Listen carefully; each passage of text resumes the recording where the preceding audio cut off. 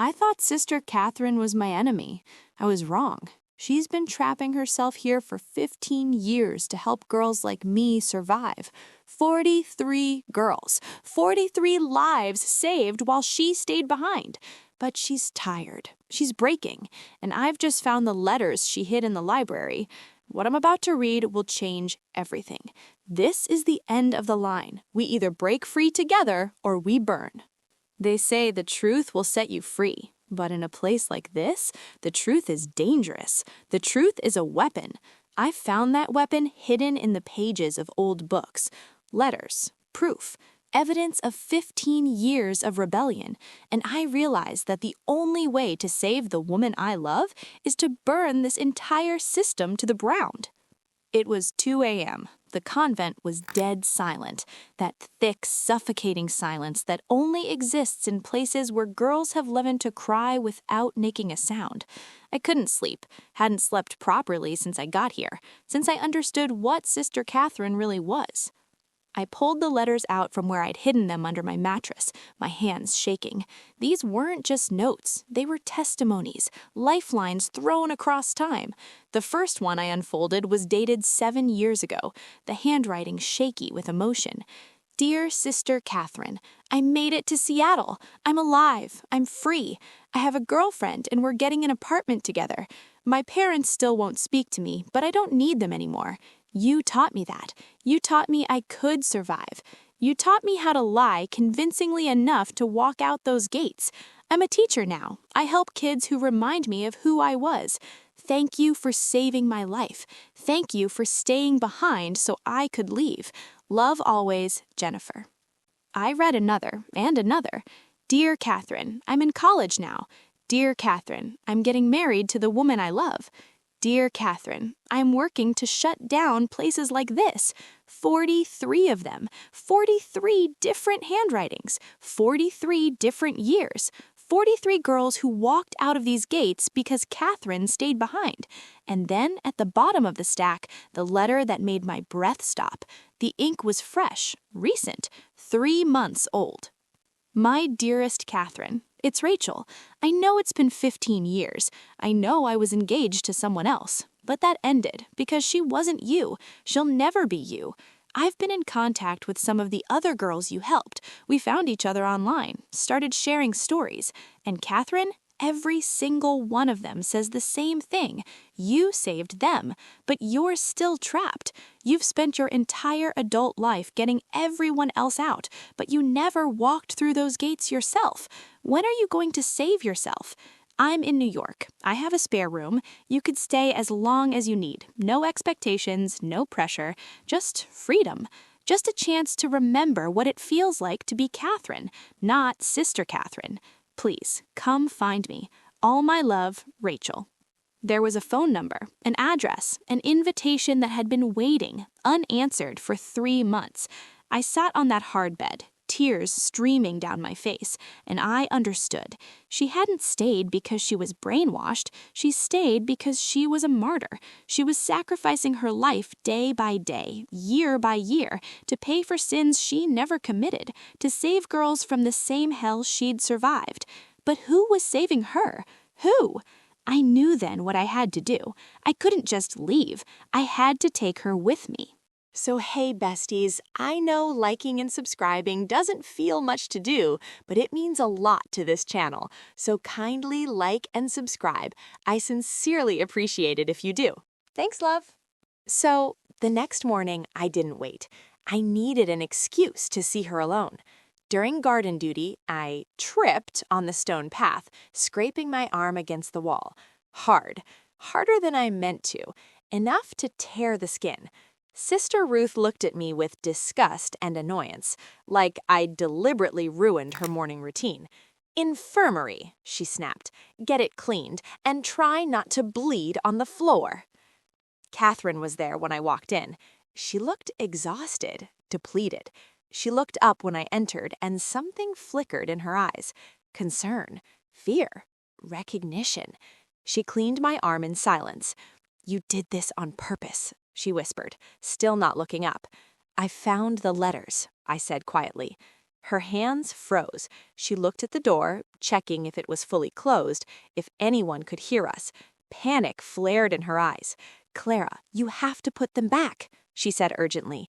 "If they find them, if they figure out what I've been doing—" "I found Rachel's letter," I interrupted. Catherine stopped breathing. I watched her face go white. She backed away from me. "Don't," she whispered. "Don't say her name." "She wants you to come home, Catherine. She's still waiting for you." "Home?" Catherine laughed, a broken, bitter sound that echoed with years of pain. "I don't have a home. This is all I've known for 15 years. I'm 33 years old. I've been a nun almost as long as I was ever just me. I don't know how to be a person out there anymore. I only know how to be this, a savior in here, a prisoner pretending to be holy." I stepped closer. "You're not a savior. You're a prisoner, and you've done your time. Catherine, you've saved 43 girls, 43 lives. Isn't that enough?" "Who saves the 44th?" she asked, and tears were spilling over now, running down her face. 15 years of grief pouring out like a dam breaking. "If I leave with you, Clara, who saves the next girl who comes through those gates? Who teaches her how to survive? Who gives her hope when everything feels impossible?" Maybe the system has to break. Maybe you leaving, you finally choosing yourself, maybe that's what breaks it. Maybe that's what forces people to pay attention, to investigate, to shut this place down for good. I was standing right in front of her now. "Why do you care?" she asked, searching my face desperately, like she was looking for an answer she both wanted and feared. "You should be focusing on your own escape, planning, preparing. Why risk everything for me?" "You know why," I whispered. "I can't save you and love you at the same time, Clara. Don't you understand that? It's one or the other. Saving you requires distance. It requires me to be Sister Catherine, cold, professional, detached. Loving you requires me to be selfish, requires me to want things for myself. And I don't know how to be selfish. I've forgotten how to want anything except the mission." "Then learn," I said, reaching up to cup her face. Her skin was soft, warm, real. She reached out. "I have wanted to do this since the moment you walked through those doors and looked at me like a woman, not a habit, like Catherine, just Catherine." Then she kissed me, and God, it wasn't a gentle kiss. It wasn't careful or tentative or polite. It was desperate. It was years of starvation, finding food. It was hunger and grief and hope, all crashing together in one moment of pure fire.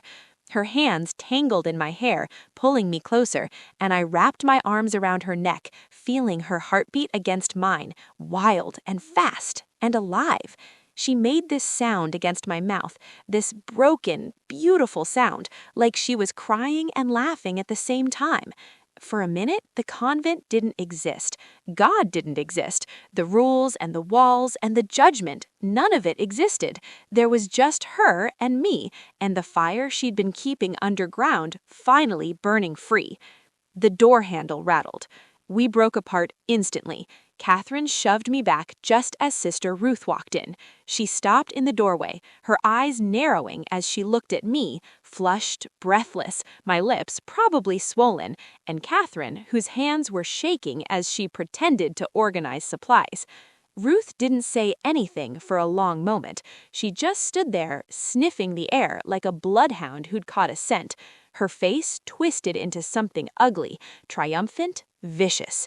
"The Mother Superior wants to see you, Sister Catherine," she said, her voice dripping with barely contained satisfaction. "She received a tip about contraband hidden in the library." My heart stopped. The letters. Someone had seen me. Someone had reported me. We were caught. Catherine turned around slowly. Her face was back to being a perfect mask, emotionless, controlled, obedient. But her eyes were screaming at me. "Run, hide, get out." "Sister Ruth," Catherine called out, walking toward the door with perfect composure. I just need to secure the bandages on Clara's arm. Medical protocol. It will only take a moment. The second Ruth turned her back to wait in the hallway, Catherine moved fast. She grabbed a heavy metal tray from the counter and slammed the infirmary door shut, throwing the lock. "The window," Catherine ordered. "Now!"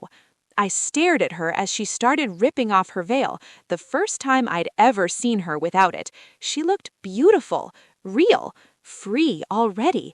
She grabbed the first aid kit from the shelf and shoved it into the deep pocket of her habit. "It's a 2-story drop," I yelled, looking out the window at the ground far below. Nothing but hard pavement.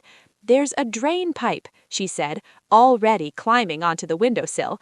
"I've been staring at it for 15 years, planning this. I know every handhold. Go!"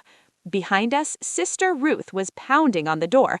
"Open this door! Open it right now!" Then her voice shrieking down the hallway, "Get the Mother Superior! They're escaping!"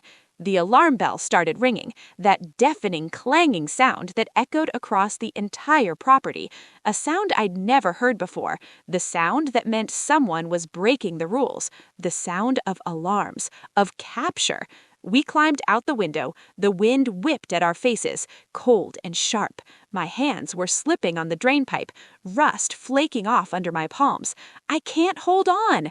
"Yes, you can," Catherine called from below me. Her voice was fierce, determined. "One hand at a time. Don't look down. Just move." My feet hit the grass and Catherine grabbed my hand. "Run!" We sprinted across the lawn. My lungs burned. My legs felt like they were on fire. Behind us, the infirmary door burst open. I heard the Mother Superior's voice, sharp and commanding. "Get the dogs! They're heading for the east wall! Alert the perimeter!" Dogs! They had tracking dogs!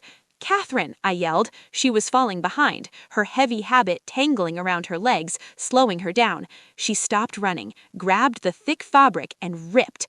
The sound of tearing cloth filled the air as she tore the skirt up to her knees, exposing legs that hadn't seen sunlight in decades. Tail, powerful, real. "Keep going," she screamed, and we ran again.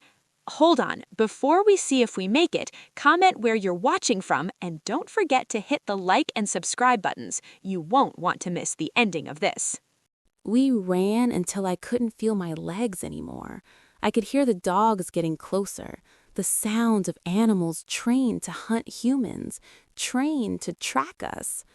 "There's a stream," Catherine gasped, still holding my hand, pulling me forward. Her voice was desperate. Urgent.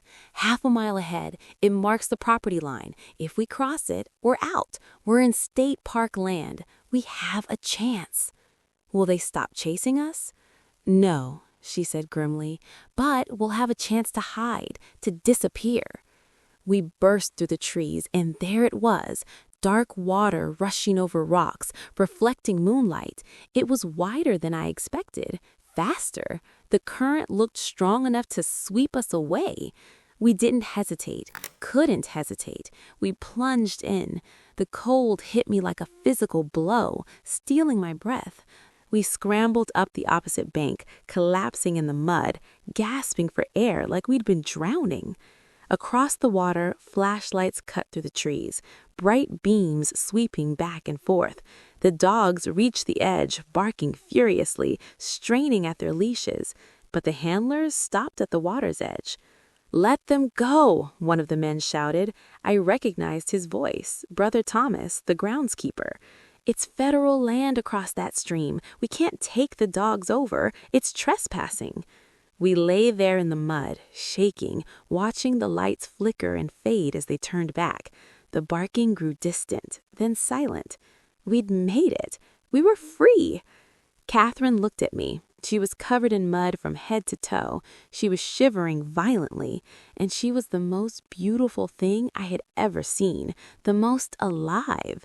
She looked back across the water at the convent, the place that had been her prison for 15 years, the place where she'd saved 43 girls while sacrificing herself, the place that had tried to kill who she really was. Then she looked down at her hand. She was still wearing it, that simple silver band, the ring that symbolized her marriage to the church, the chain that had bound her to those walls. Slowly, deliberately, she pulled it off, and then she threw it. Hard. It arced through the air and splashed into the dark water, disappearing beneath the surface. "I choose me," she whispered. Then she looked at me, and her eyes were bright with tears and hope and terrifying freedom. "And I choose you." I kissed her, right there in the mud, freezing and exhausted and covered in blood and dirt. I kissed her like we'd just been reborn, like we'd crawled out of hell itself and found paradise on the other side. You think the story ends there? No, that's just where the life begins. It's been 6 months. We made it to Portland on a Greyhound bus, using money Catherine had been skimming from church donations for years, just in case. She'd been planning, always planning. She grabbed my hand and climbed out that window knowing exactly where we'd go. We found Jennifer, the first girl Catherine ever saved. She took one look at us, muddy, bleeding, exhausted, and pulled us inside without a single question. She got us lawyers, real lawyers who specialize in religious abuse cases. She got us a therapist. She got Catherine a social worker to help her navigate a world that had changed completely since she was 18. Catherine testified. I sat in the back of that courtroom and watched her, wearing jeans and a soft blue sweater. No makeup, no performance, just Catherine. And she told the world exactly what happened in that building. She spoke with power, with clarity, with truth. She gave them the names of all 43 girls. She gave them the location of the hidden letters. She described the intensive program, the electroshock therapy, the isolation, the torture. The judge listened. The media listened. The world listened. Yesterday, the ruling came down. The convent has been stripped of its license. The state is investigating for criminal charges. It's being shut down permanently. Permanently. No more girls will walk through those gates. No more families can send their daughters there to be fixed. The system she'd been trying to sabotage from the inside for 15 years, it finally fell. Catherine was reading when I walked in. She looked up and smiled, this real, genuine smile that still surprises me every time I see it. A smile that belongs to Catherine, not Sister Catherine. "Letter came," she said, holding up an envelope. "Not from the court, from New York, from Rachel." "She wants to get coffee," Catherine said softly. "She wants to meet you." "Are you going to go?" I asked, sitting beside her. Catherine smiled. She reached for my hand, lacing our fingers together. "I think we both should. We're going to New York next week. Rachel offered that room she promised, and maybe more." She looked at me, a little nervous, a little excited, vulnerable. We talked on the phone for hours. She knows about us. She knows I love you. But she and I, there's still something there. And she wants to know if we're brave enough to try something different, something with the 3 of us. I looked at Catherine, this woman who had been denied love for 15 years, and now she had too much of it. She was overwhelmed with possibility instead of drowning in despair. "I don't know if it's a good idea," I admitted, laughing a little. "It sounds messy. It sounds complicated. It sounds like something that could go wrong in a million ways." I squeezed her hand. "But I'm open to it. I'm open to new things, because for the first time in our lives, we're free to make our own mistakes. We're free to choose." Catherine kissed me, softly, tenderly. We're finally, beautifully, impossibly free. Thank you for listening. If this story meant something to you, if it made you feel something, please share it, like, and subscribe. I will be posting soon.